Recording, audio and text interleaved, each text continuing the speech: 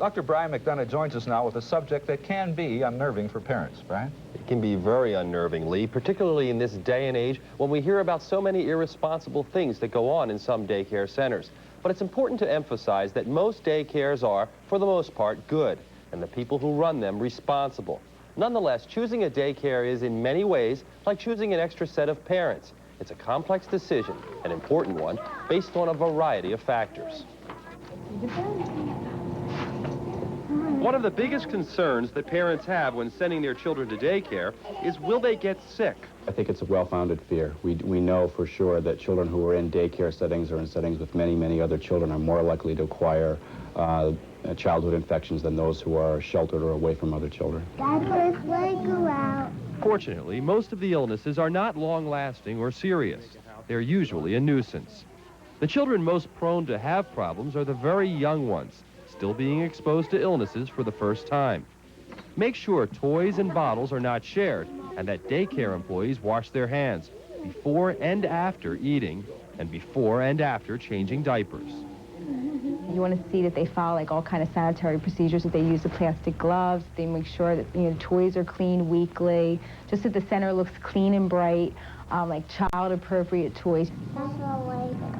It's a Lego. Yeah, you're right. There are common illnesses that you can expect. The two most common infections are upper respiratory infections, colds caused by viruses, and diarrhea caused by, again, viral infections. The smaller the number of children, the less likely there is for transmission of disease. As a parent, you just want to keep on top of who's sick with what, and if there are any ways of preventing it, you do the best you can with that. But there are many issues concerning development that also have to be considered. One of the biggest is if the children are given quality time. This includes a wide range of activities and a planned, well-thought-out schedule. How do you tell? Ask for a schedule and watch an important group. Kids in the daycare themselves, how they act and react. We were at another school, and there was a lot of fighting because it wasn't structured enough. They had too much free time. Here's what to look for when choosing a daycare for your child. Is the center bright and colorful? Is there fire protection and adequate toilet facilities? Does the staff have training in early childhood education? Are your questions welcome? Are there suitable napping accommodations? Is the daycare licensed? Do you pet Nestle? Is Nestle nice or? If you let her out of her cage, she'll run out. Will she really? Do you guys ever let her out of her cage? My biggest concern always is to make sure the school has an open door policy, that you're invited to that school at any time, that you never need to call ahead of time, that those doors are always open. But there is a scary prospect that a parent has to think of. The potential for sexual abuse always exists, and experts say that an open daycare with good supervision is the best bet against it. Parents should also instruct their children. What I've told my son is, no matter what anyone tells you, and no matter who it is, no one is to touch you in certain areas, not even mommy, not even daddy.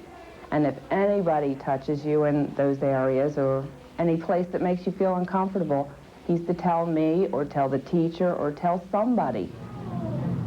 The children also need time to rest and nap. A daycare should not be a grade school. Well, look at this on movie camera. Make a movie of you. Daycare can be invaluable for developing interactive skills as long as the resources are present. Socialization is important, and again, I think it's reasonably well recognized that children who begin daycare early are more social when they finally go to school, so that adjustment is easier for them. Look at that face. I was talking to our night supervisor earlier, and he says that his children are in daycare even though his wife does not work outside the home. Are there benefits to putting your kids in a daycare center even if you are not gainfully employed? There are a number of benefits. The disadvantage is, you're not with your child all the time and you're not always working with them. But there's a lot of advantages like socialization. You saw them interacting with the other children and playing games. They learn a lot from other children. That's very good. The argument about infections has really shown up that you get infections maybe in the first year or so of daycare more than another child who's not in daycare, but down the road you get less because you've had them before. So overall, there are a lot of advantages to daycare. I think the key is looking in for the best one, trying to choose and use that list and others to make a good decision. I think that's really what you need to do. What's in store for tomorrow? Tomorrow we're going to talk about home safety, how to be safe around the home with things such as cribs and blankets and all the things that children can run into trouble with. You have to be really careful in what you choose. All right, thank you, Brian. Sure. Coming up, some members of Congress say President Bush's energy policy is dead on arrival.